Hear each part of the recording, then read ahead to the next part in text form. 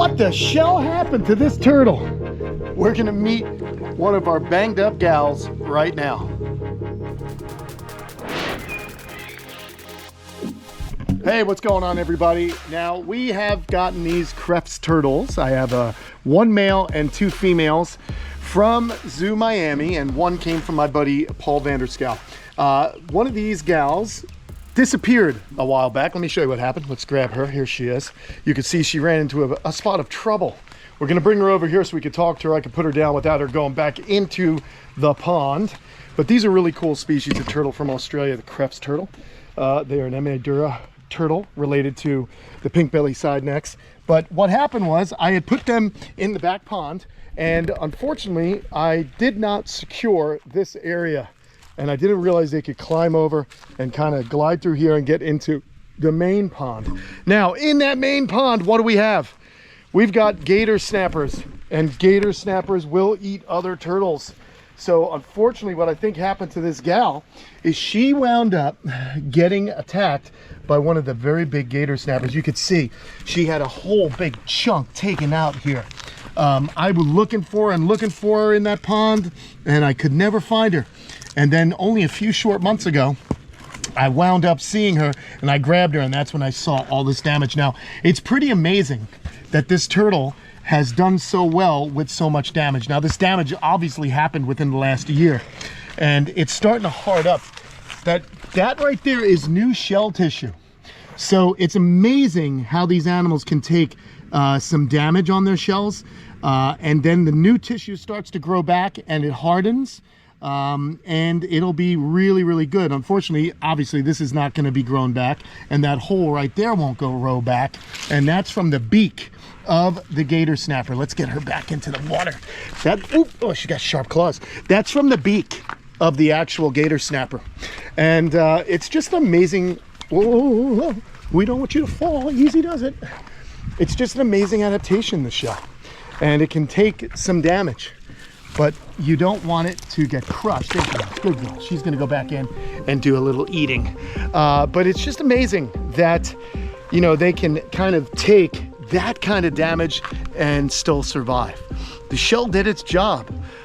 It's of course a bummer. You don't want any of your animals that are in captivity to have to deal with that kind of issue, but they did go into that big pond, and that big pond is a little bit like the wild in that there are larger predatory turtles in there, and there is really, it's difficult for me to kind of police such a large pond, which is why most of the turtles in that pond are turtles that I know can take the winter, that are turtles that are just tough. It's kind of a community pond.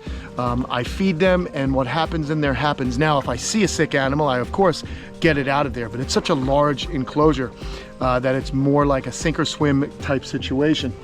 But we found her a few months ago. I got her, I pulled her out, and she's been doing fantastic. She's friendly, she comes up, she eats her food. She's probably a little annoyed that I pulled her out of the water now, but it's kind of neat, the different shells and the damage that certain shells can take, yet the animal is able to continue and thrive. So I wanted to show a couple more shells, a couple more of the animals that had some damage to their shells, but they have healed. It's just fascinating. I love the fact that these animals have these shells. It's basically a suit of armor that nature has developed for the turtle and tortoise. So let's wander around and find another one of our critters that might have had an interesting thing happen to them in the wild or in their lives. Well, that's not a turtle or a tortoise, but it is something that's interesting and kind of related to the animals we now know as chelonians. I actually stopped in here because we have a really cool sulcata tortoise shell from a tortoise named Zeus. He used to live here at the camp. He was the largest sulcata I have ever seen. He was close to 200 pounds. Unfortunately, I had gone to Australia and my dad was staying here. This is right around 2008-ish. I was in Australia, and unfortunately, Zeus got in a fight with Lumpy. You guys know Lumpy. And Zeus got pierced from where the flesh attaches to the shell up here. So he unfortunately died. But I wanted to kind of give you guys a look at the spine. Okay, you can see that that is the fused part of the shell. The spine is along the vertebrals here. Hey, what are you doing? I'm glad you came out, because I am going to look for a little inspiration from you. Okay, so just hang tight, will you, buddy? Hey, hang tight, hang tight. Oh yeah, they're getting much better, aren't they? These maniacs. Anyhow, like I was saying, it's a suit of armor. It's actually part of their skeleton. And you're not allowed to come in front and start whipping me, dude. It's just not cool. These guys like to use the shell as a hiding area. And you got to be careful, because they get real worked up and they want food. It's hot. These guys are hungry. So the shell actually has the spine, and that is fused to these vertebral scutes, the vertebral bones actually, and the scutes are the keratin that are right here, that's actually covering the bone. These are sutures, and you can see the fossa right there.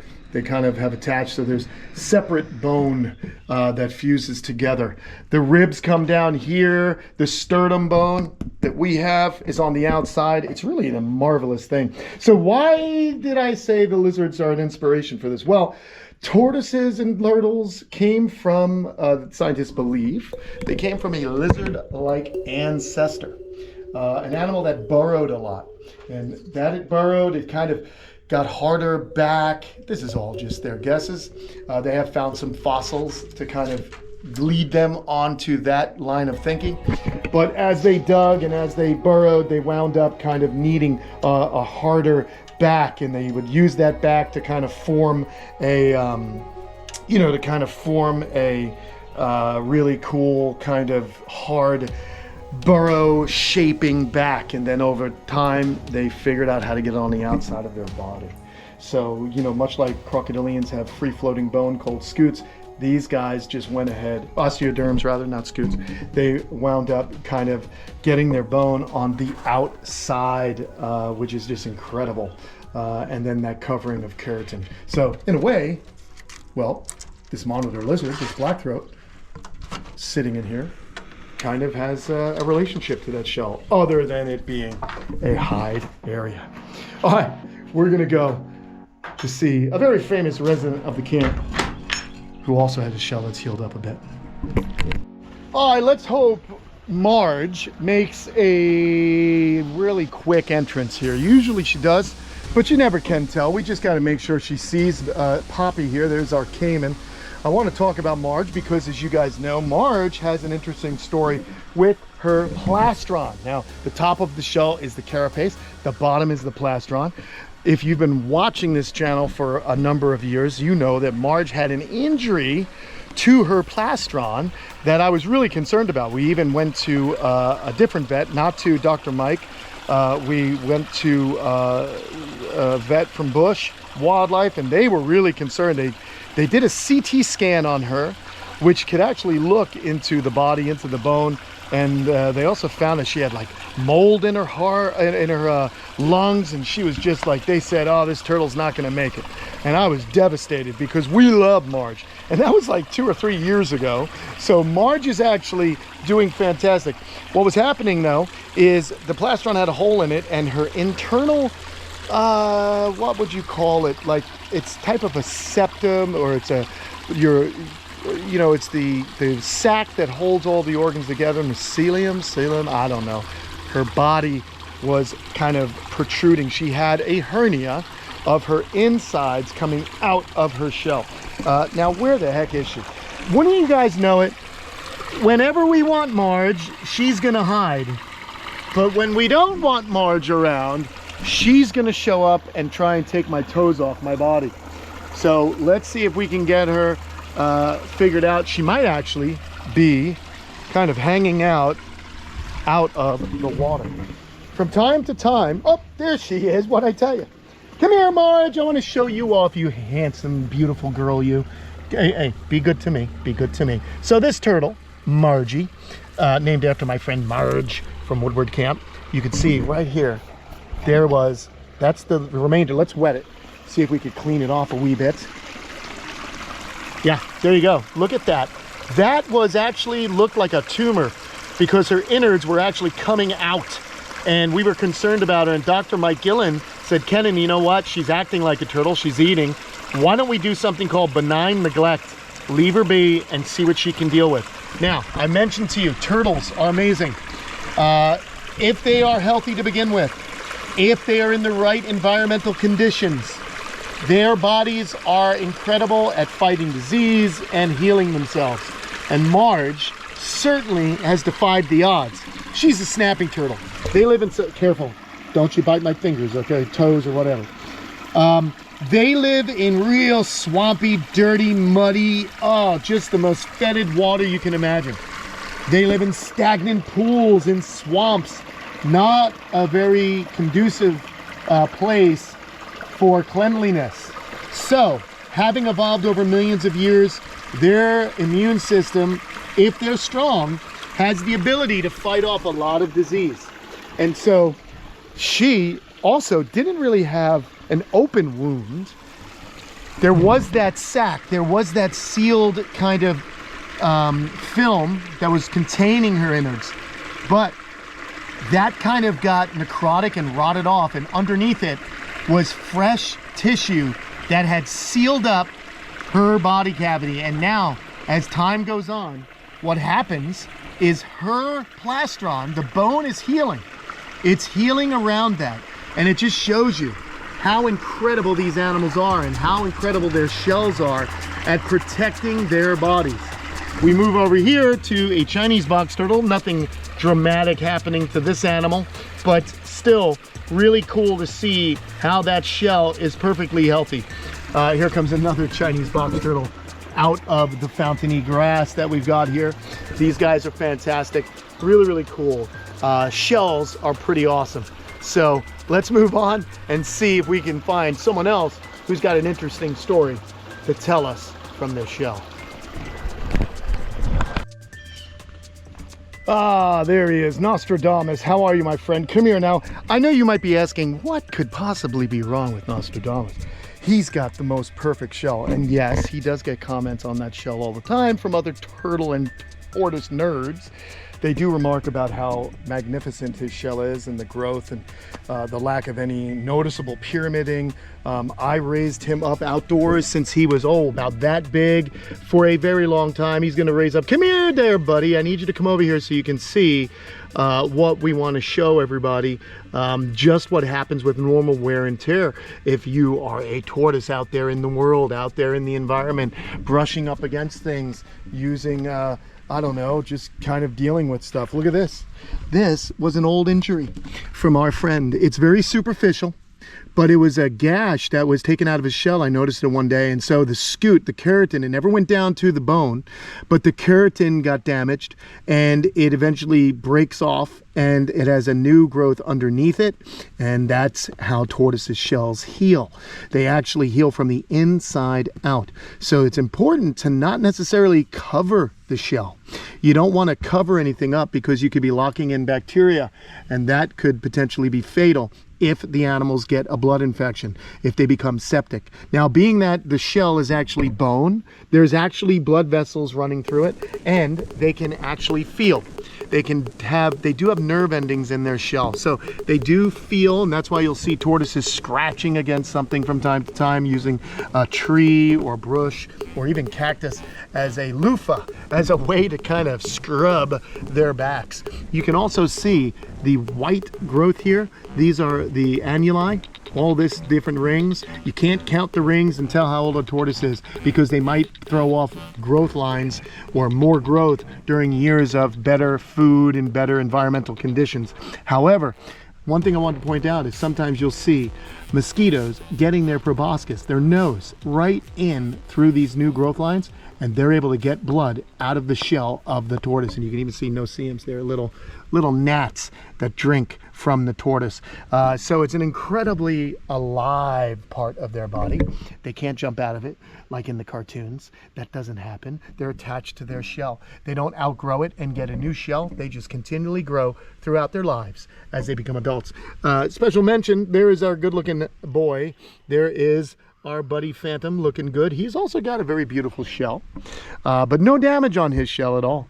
He's actually pretty well put together. Just thought I'd say hello because we've been kind of keeping an eye on this fella. Oh yeah, he's back to normal, all right. Look at that happy guy. Love you, man. So glad you're doing good, Phantom. And your shell looks spectacular, dude. You're amazing. Yes, you are. He's kind of a snob, Phantom. I'm a Galapagos tortoise, and that's how I talk. Exactly. Not as laid back and cool as our man, Nostradamus, the big boy. Yes, sir. Get up here. Nazi's more of the Zen master, the Buddhist, the monk, if you will. He's got no ego. He's just shed his ego on his path to turtle enlightenment. Yes, his third eye is clean. Hey, since we're here, how about it? We've got Athena. Oh, look at this. She's got a little damage as well. You can see that? So this is just normal wear and tear. You know, when you're a tortoise out there in the world, you know, you're exposed. We've got some scuff marks. We've got some little superficial kind of peeling of the scutes. It is what it is. You know what I'm saying? These guys are out here in the elements. They grow up. They brush against the hard cement wall. They've got the trees. They've got a lot of things they've got to contend with. You never know. Falling branches, things, coconuts, things fall on them. It pays to have a nice hard shell.